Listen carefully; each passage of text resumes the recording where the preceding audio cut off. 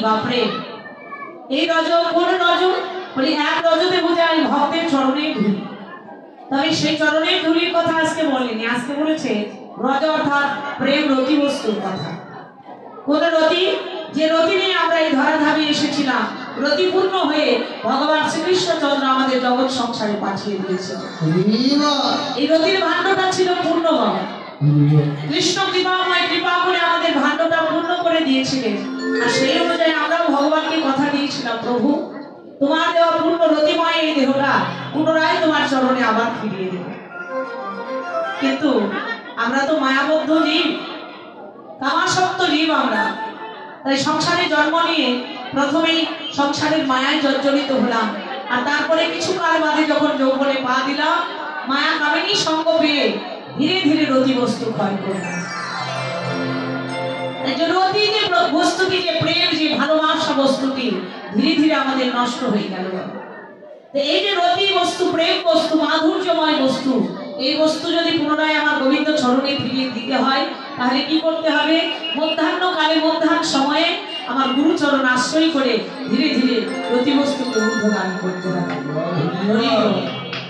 তাই আজকে এই মধ্যাহ্ন কালে মধ্যাহ্ন সময়ে শ্রীমতী রাধারানীর এই যে ভানু পূজার ছলনায় কানন পূজা মধ্যাহ্ন লীলা মধ্যাহ্ন সময়ে মধ্যাহ্ন ভজনের কথা বললেন জীবের মানব জীবনের শ্রেষ্ঠ সময় হচ্ছে এই মধ্যাহ্ন কাল আর মধ্যাহ্ন কালে যদি কেউ রতিবস্তু অনাদির আদি গোবিন্দ চরণে অর্পণ করতে পারে তাহলে তারই কেমন সূর্য পূজা হয় তাই আসুন আমরা আজকে এই মধ্যাহ্ন সময়ে প্রেম রতির পূজা অর্থাৎ অনাদির আদি গোবিন্দের ভজন পূজন করবো লীলা পরিবেশনায় আমার পাপাচ্ছন্ন বদনে অনেক অনেক ভুল ত্রুটি বিচ্ছুতির অসাভাস হবে আপনারা আমার নিজ মনে কৃপা করে আপনাদের নিজ সন্তান নিজ ভাতৃ নিজ ভগিনী জ্ঞানে শ্রী চরণ কমলে আশ্রয় দিয়ে কৃপা করে ক্ষমা আদেশ জয় জয় শ্রী গুরু